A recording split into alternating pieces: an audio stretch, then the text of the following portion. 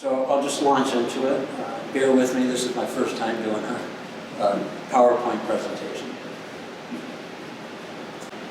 I'm using here the term object alchemist, which was the title of my exhibition at Nazareth University that overlapped with this exhibition that opened earlier in October. I'm just reusing the term here because that's how I see myself in my work. The idea of alchemy, taking base metals and transforming them into precious metals. The idea still carries in object alchemy, that I'm taking these base common objects and transforming them into something unique and special.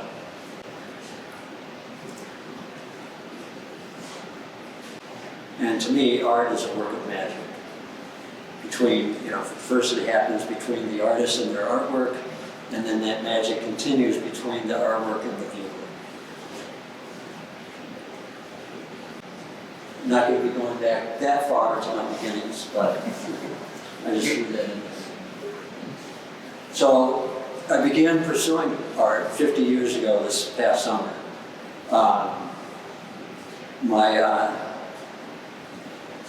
My brother and I were hanging out at a friend of ours in Penfield, New York, as teenagers, and we were experimenting with psychedelics. And the friend of mine whose house we were at took this book and just plopped it in my lap, and I just started to delve into it. And as I went through the pages of the book of Dali's work, I was just so engrossed by it and inspired by it that I knew that this was something I wanted to do. I was already at the time writing poetry and pursuing creative avenues of expression, but at that moment I just knew that this is something I wanted to do. And then this is a painting of mine, probably. Well, it was my first canvas, first oil painting that I painted at 14, and it was basically the third serious attempt at painting, independently beyond just middle school and high school art classes.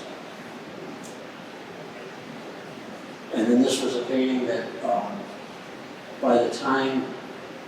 Months before I went to art school, had experimenting with abstraction and experimenting beyond. I was initially interested in surrealism and being inspired by Dali's work, but I was also open to learning about art in a broader sense, and was still doing more representational type of surrealist artwork at the time, but had also experimented in abstraction before I went to art school. So 3 years after that summer of '73 experience, I was beginning my studies at the legendary San Francisco Art Center. And I say legendary because it was at the time legendary, but especially now so because it no longer exists. It died this past year. And that's a long story, a long, sad story, but it still has a place in not only in my heart, but anyone who's ever gone there. And these doors here, I could tell you the long list of artist luminaries who walked through those doors, be it student, teacher, lecturer, visitor, quite a place. When I was at art school, I had, as Devon said, I studied painting. I was a painting major, got my BFA in 1979. But I didn't study with just one or two or three professors. There were a handful that I took multiple classes from, but I mostly, studied with a variety of different professors, and not just being locked into one thinking. It was more about learning about art rather than learning about how to do what I wanted to do better, but just to really be exposed to art and learn and find my way through that. It was it was quite the place. During that time, there was performance art was, in its still beginnings, and so on campus, people who were painting majors would do performance things, or sculpture majors. There wasn't like a limitation or a box, that you only did, worked in whatever department that you were focusing on. And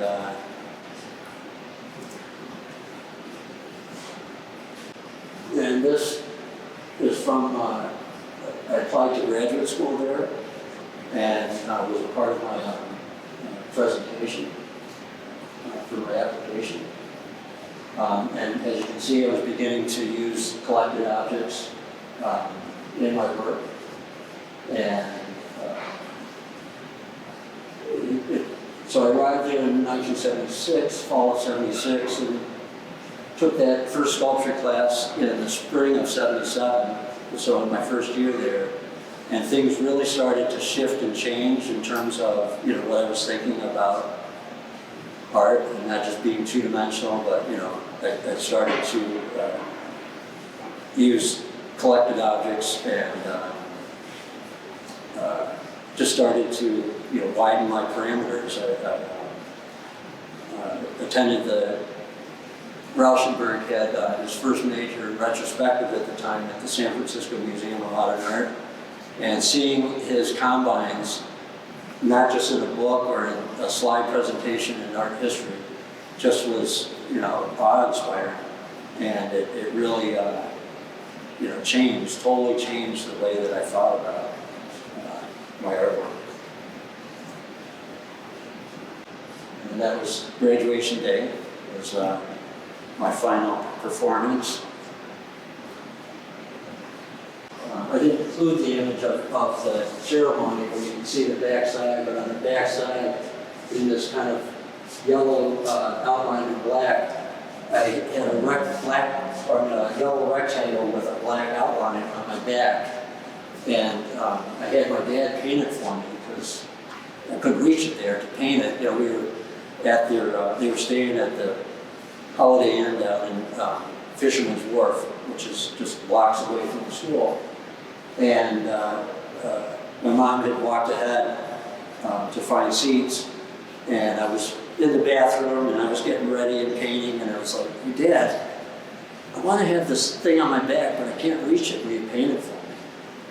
And my dad, lo and behold, was willing and said, "Sure." Though as we walked up to school, he walked a few feet ahead of me. Because he said, he told me so. He said, "I'm going to walk a few feet ahead of you."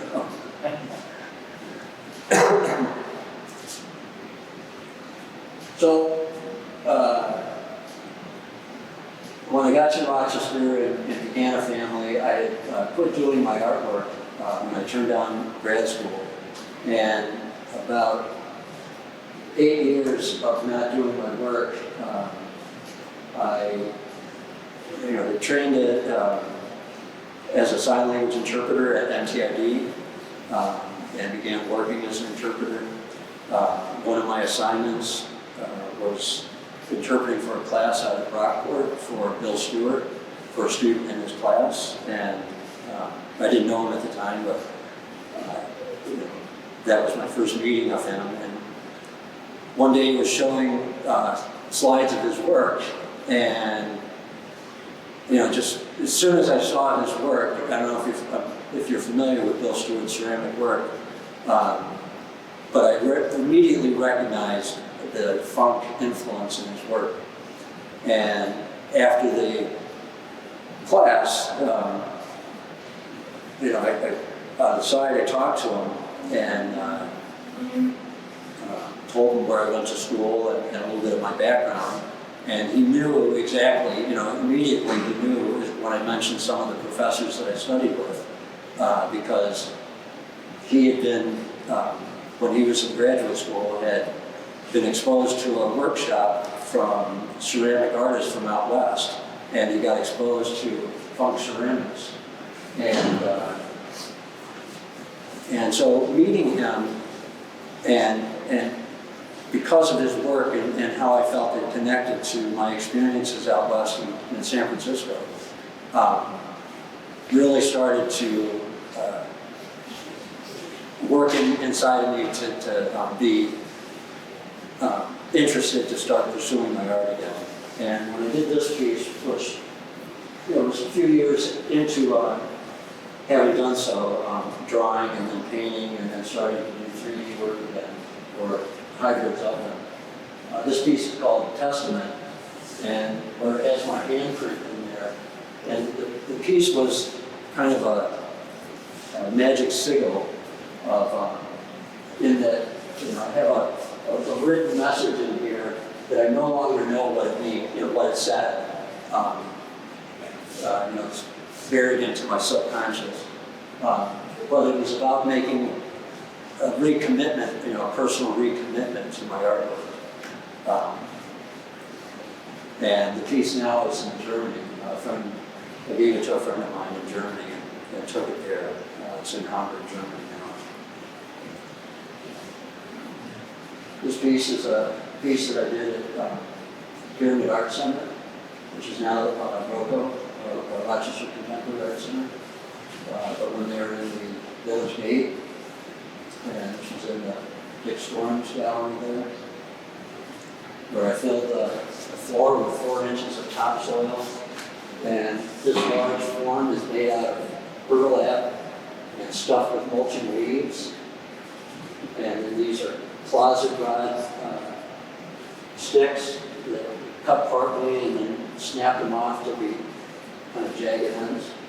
And then the work on the wall is my fellow collaborator, Todd Smith, who does all the work on the wall.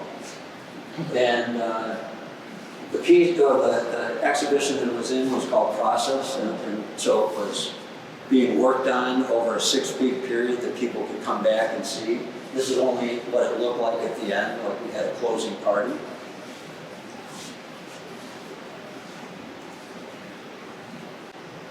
This was a piece that was commissioned for an event at Highland Park during the Lilac Festival in 1996. They had an event called Artist Garden Project, and including this piece in particular because this metal bowl is a part of the piece that's out on the middle floor that's out there. When I was making this piece, which is, again, you can tell from the size of the bowl out there, it's big. This is 3 feet here, and this is like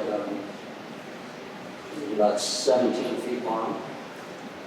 These bowls are 12-foot bowls, rattan bowls. But I made it so that I could take it apart and transport it, set it up, that type of thing. And so,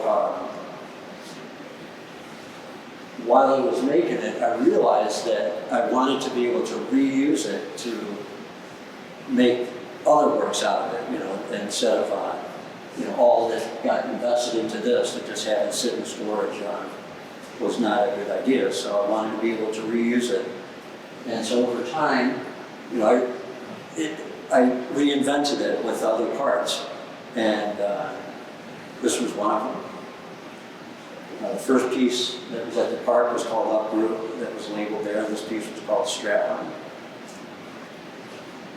This piece was called Pontiff, and it hung from the ceiling and slightly off the ground, and then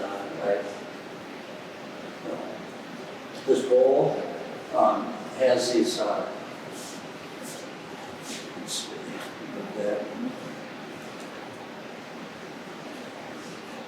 So, I don't know if you can see them here, but you can see it out there when you go out, that there's perforation, these holes on the face of the bowl. kind of like a colander. And again, it was artist garden project, so I had topsoil inside of there, potatoes, and during the course of the summer, spring and the summer, it started sprouting outside of the holes and coming out and growing on the outside of it.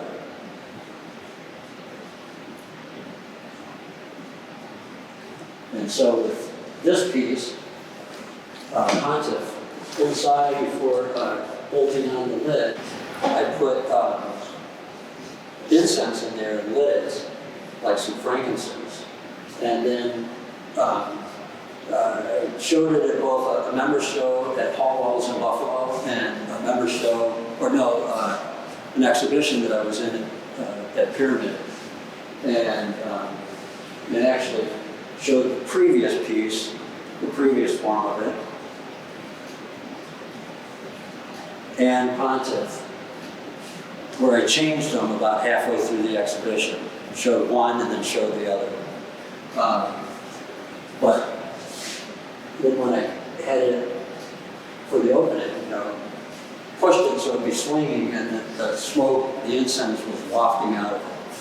I grew up Roman Catholic, so it's kind of like the things that the priest would walk down with the censer and the incense wafting out of it.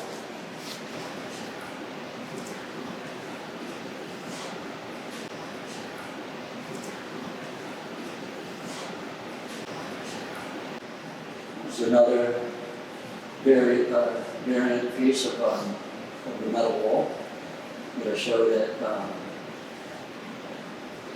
Genesee Community College. A piece called It's a Snack.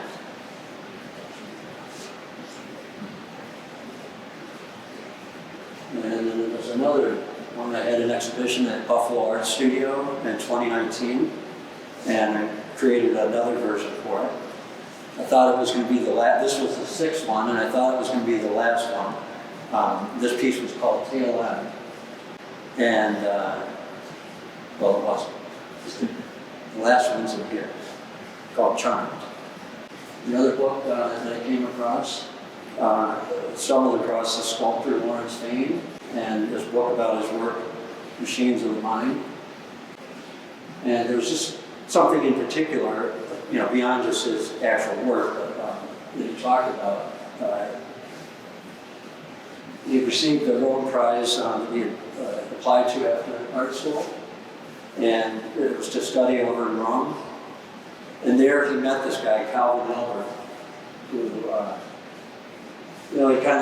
he recalled this conversation that he had, and he recalled it in terms like that he had, been pretty prideful of the fact and made this, kind of bold statement to Albert, saying that I've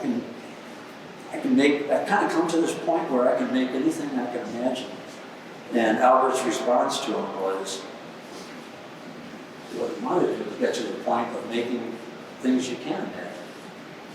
And it really kind of connected with me because I saw that that's what was in my work. Years ago I used to have a sketch, and I'd work from a sketch, an idea, like the piece of the park. I had a smaller version of it, and I carried through that idea. And in making that piece, I had originally wanted all those rattan poles that were laying down on the ground, I had wanted them to arch upward and gather. And, well, it didn't happen that way. I did all these things, it was rattan, and I wetted them because rattan is, it can be bent into a shape and then hold that shape. Although typically it's done with steam box, and I didn't have a steam box for these, large 12-foot poles. But I soaked them in water, and then I dried them by, making a thing to drill holes in a plank and then to bend them over, and so that they, would dry in that bent shape. And I assembled it all together, and then the rain came, even though I had coated them, in a weather seal so that it wouldn't just soak up water. It drooped. And at first I was unhappy. I was like, oh, no, that's not what I wanted. But then it struck me that the material was speaking to me, that this is what the material does. And love it or leave it. And so I actually embraced it and realized that the way for me wasn't to just make a sketch and then try to create an idea. And as I got back into doing sculpture after that 10 years of video work, that's kind of how I was doing it, was that I was letting the objects lead me and guide me into a piece, and not trying to force them to, rather than having an idea and then looking for objects to make that idea. I started collecting objects that interest me, and as I played with them, the idea emerged from that process to then go with it and to find the piece in it.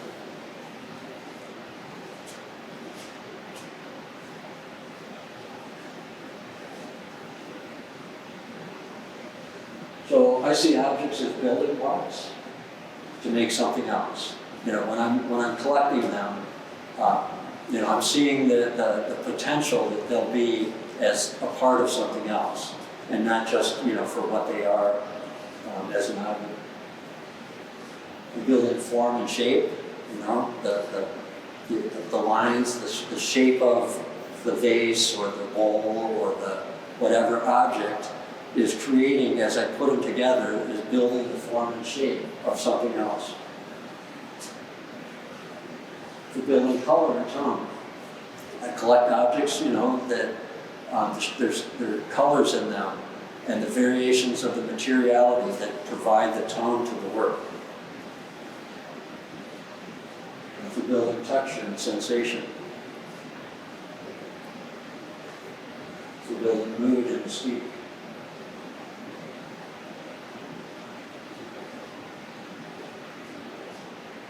And it's, as I said, I don't start with an idea and then look for objects to find them, to create that idea. But I collect these objects that interest me for their color, their texture, their shape. I would say what I have the most repetitive of are things like metal bowls and wooden bowls. I have variations within them, but oftentimes have some that are, the same size, same design, shape, and whatnot. And so, they're the less, I guess, exciting material in that I see them more commonly, and I'll still collect them because I'll use them in different ways from one piece to another. But then I have the other kind of objects.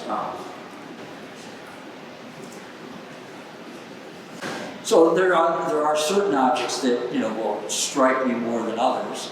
Like I said, certain stainless steel mixing bowls that I might use and have multiples of.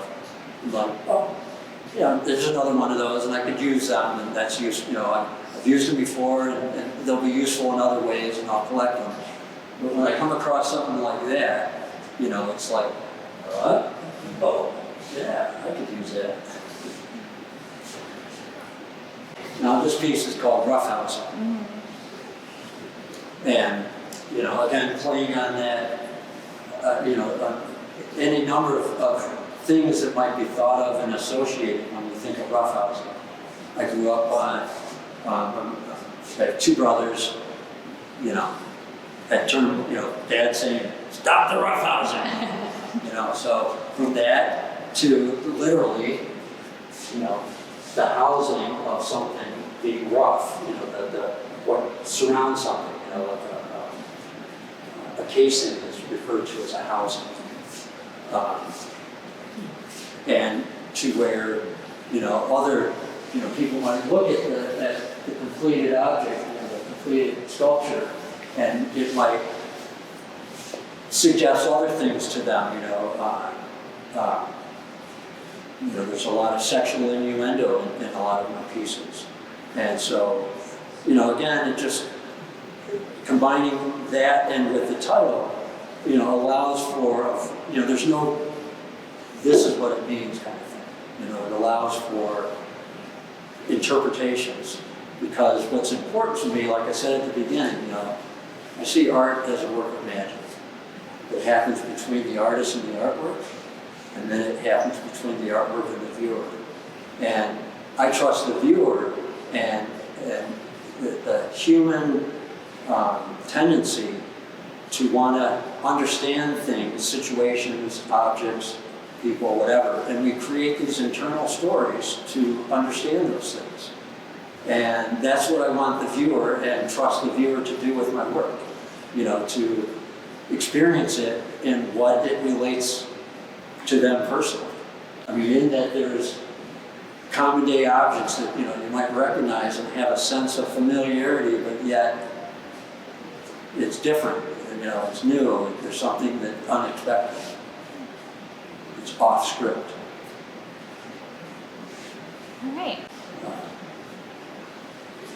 Any number of things that are just inherent in those object pieces, and seeing the potential in them, and then it's the objects themselves that start the piece. I mean, I get them, I start playing with them right away, you know, immediately. I've gotten to where, you know, I can see one object and I go, oh, that one looks like it fits, and then they fit, you know, and then I'm willing in that process to swap out something else and try it, you know, even though I might go, oh, I really love that, and I'll see some other object, you know, that I've collected that's in my studio space, and I'll try something else. And so in that process, that and again, allowing the objects to lead it and to let the piece develop and to speak to me, and to then, you know, find a path with it and go with it. And from there, then it's about, it becomes a puzzle. Once I, you know, assemble these collection of objects that I like how they relate to each other and to create this new form, then it's a puzzle as to how to make these physically tied together. That's really where the handiwork and the work that I do is in all the internal stuff that you don't see, but what has to be done in order to connect the parts to look the way that the collection of them in my design that I like. Okay, now how do I make them stay together as one unit and still look this way? You know, sometimes in that process, because of the difference of pieces, the materials, and I'm not welding, you know, using cold connections and threaded parts, and avoiding to use epoxy in only instances when there's no other way I can attach something. So again, that process might necessitate me to make a slight change in order to connect those together. Or sometimes, if I'm not certain, it'll sit on a back burner for a while and I'll get involved with something else. And all of a sudden, an idea will occur to me how to connect that certain thing that I wanted in a piece that I kind of let go to the side while I figured it out, or while it came to me, and to connect it without having to change it. This piece here is a moving element. Between this section and this section, the gray little area there is a Lazy Susan bracket. So the two parts, the top part spins freely, and moved by a hand on the fins of this. These are fins from a bond that were given me by my friend John Gash when we first met. This is the dismantled parts of a Vietnam War era napalm bomb.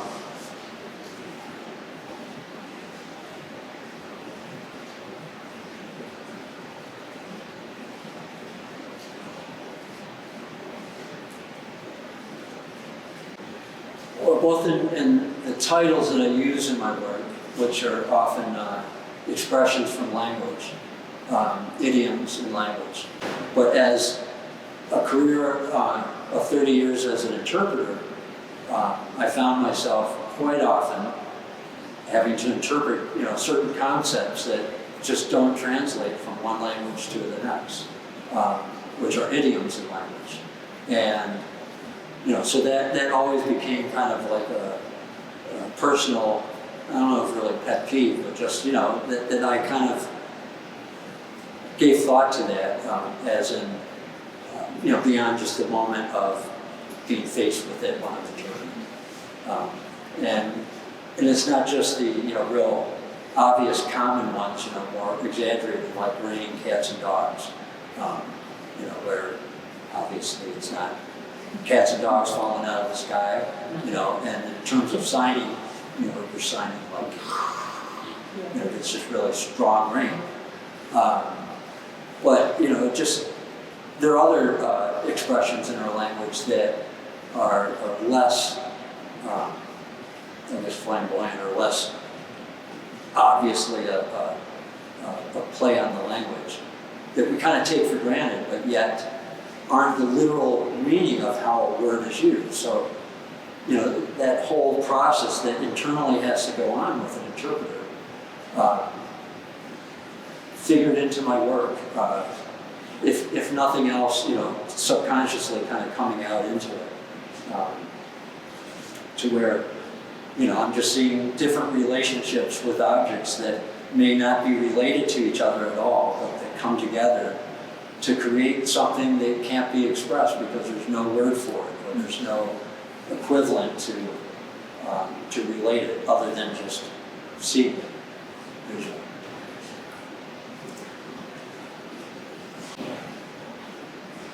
Thank you very much.